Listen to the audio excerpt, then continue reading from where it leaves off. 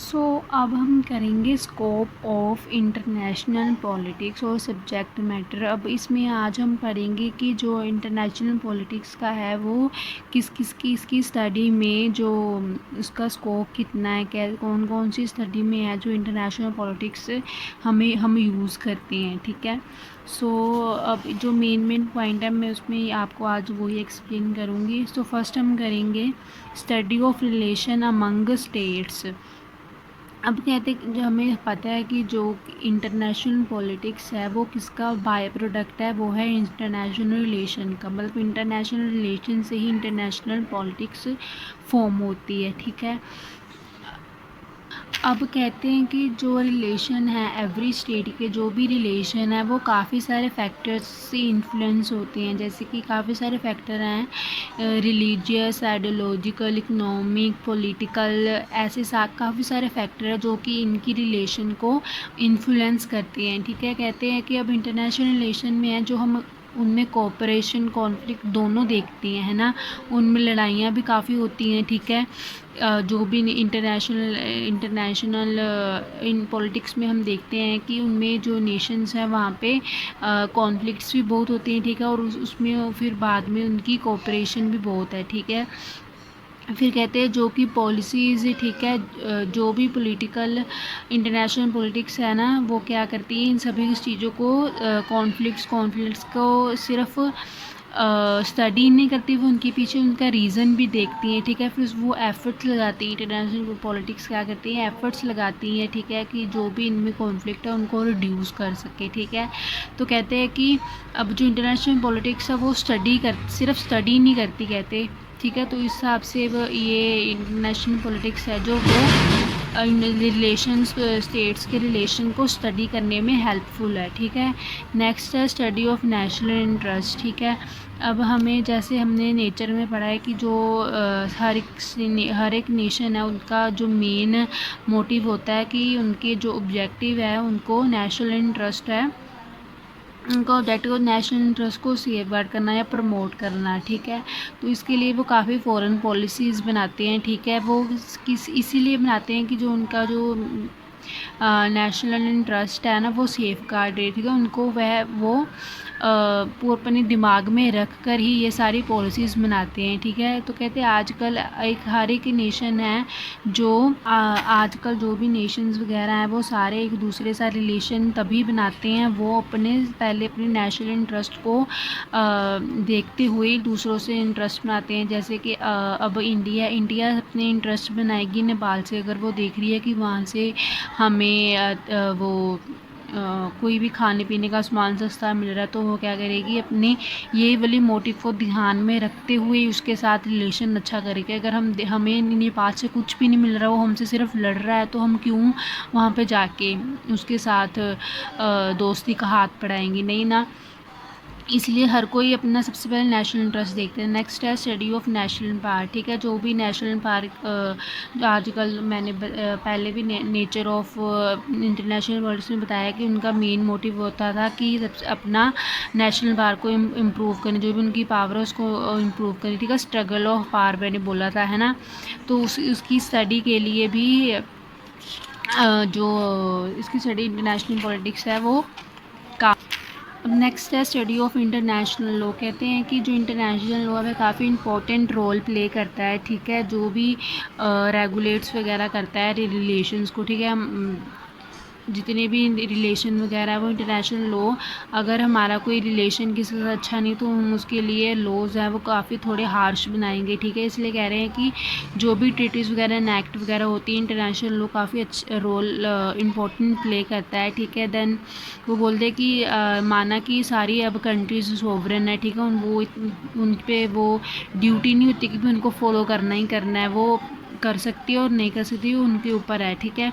पर कहते फिर भी अगर इंटरनेशनल लॉ नहीं होगा तो क्या होगा कि वहाँ पे अनार्की हो जाएगी, हर एक स्टेट अपनी अपनी मनमानी करेगा, अपनी अपना रूल चलाएगा। ठीक है। इसलिए इंटरनेशनल लॉ का होना बहुत ज़रूरी है, वो दोनों में बैलेंस क्रिएट करता है। ठीक है।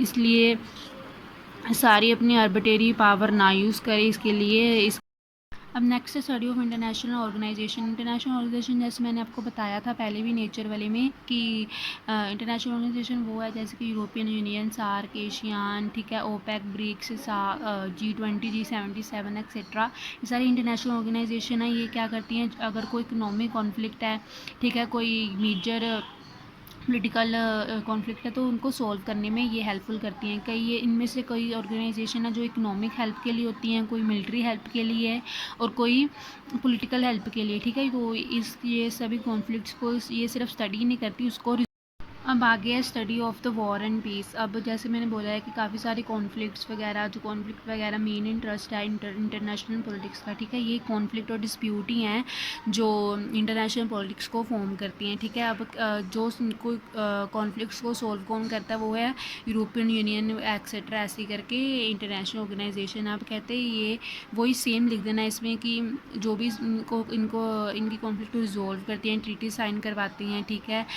ये सारा कुछ इंटरनेशनल पॉलिटिक्स में जो इंटरनेशनल ऑर्गेनाइजेशन है वही कर सकती हैं, ठीक है। अब उनमें ये सिर्फ क्वेश्चन, अगर ये क्वेश्चन राइज होता है कि जैसे वॉर्स क्यों टेक प्लेस करती हैं, हाउ दे प्रिवेंटेड, ठीक है, how they control, how they resolve लग सकता है, ये सारा कुछ हमें इंटरनेशनल पॉलिटिक्स के लिए से ही पता लगता है, ठीक है। नेक्स्ट है स्टडी ऑफ आइडियोलॉजी।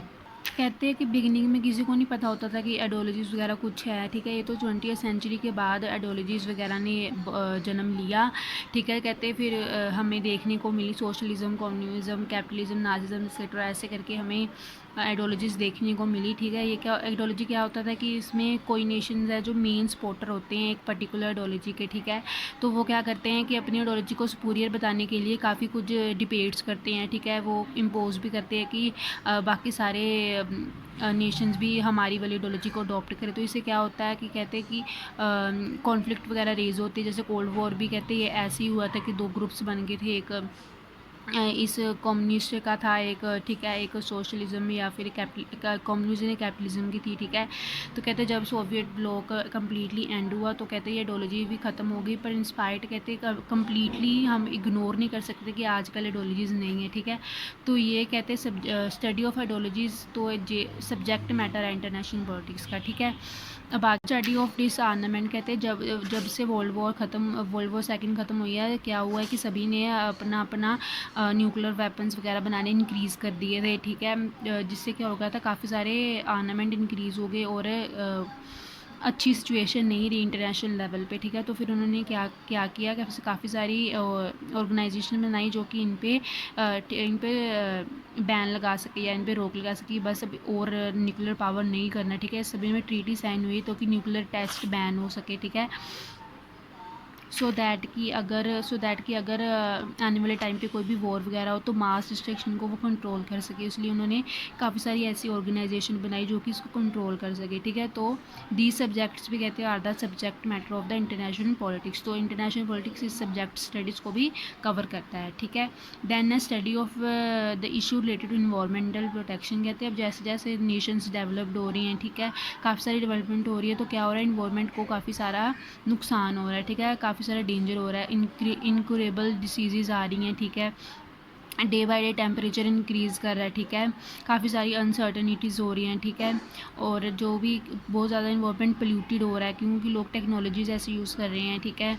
एडवांसमेंट ऐसी आ रही है जो कि एडवर्स इफेक्ट डाल रही है, ठीक है, इन्वायरमेंट पे। तो यूनाइटेड नेशन ने काफ़ी सारे कॉन्फ्रेंसेस ऑर्गेनाइज की सो दैट कि जो इन्वायरमेंट प्रोटेक्शन की जा सके और इन्वायरमेंट को पोल्यूटेड होने से बचाया जा सके, ठीक है। तो ये इसका इंटरनेशनल पॉलिटिक्स का ये भी मेन रोल है कि ये इन्वायरमेंट को बचाती है, इसको भी सब्जेक्ट मैटर है, ठीक है। नेक्स्ट है study of role of economic factor. कहते हैं आगे था कि वर्ल्ड वॉर सेकंड के बाद या पहले क्या था कि ज़्यादातर लोग अपनी वेपन्स पे या वॉर पे इसी पे डिपेंडेंट रहते थे। उनको कोई नहीं था कि उनकी इकोनॉमी कैसे जा रही है, उनकी जोग्राफ़ी कैसी है, उनको कोई ऐसा नहीं था, उनको सिर्फ अपनी अपनी वॉर पावर इंक्रीज़ करनी थी। पर कहते हैं अब ऐसे नहीं है, अब अब जो भी नेशन है उन्होंने अपनी इकॉनमी पे पूरा फोकस किया है, वो देख रहे हैं कि हमारी बैलेंस ऑफ पेमेंट कैसे, इंटरनेशनल ट्रेड कैसे है। नई नई उन्होंने आजकल इंटरनेशनल ऑर्गेनाइजेशन जैसे यूरोपियन यूनियन है जो कि ट्रेड वगैरह देखते हैं, ठीक है, इकॉनमी को एनहांस करते हैं, अपनी डेवलपमेंट करते हैं। तो इकोनॉमिक फैक्टर भी पॉलिटिकल साइंस का मोस्ट इंपॉर्टेंट इन्फ्लुएंस है, ठीक है। अब ये भी इसका सब्जेक्ट मैटर है। That's it. तो ये हमारा स्कोप था इंटरनेशनल पॉलिटिक्स।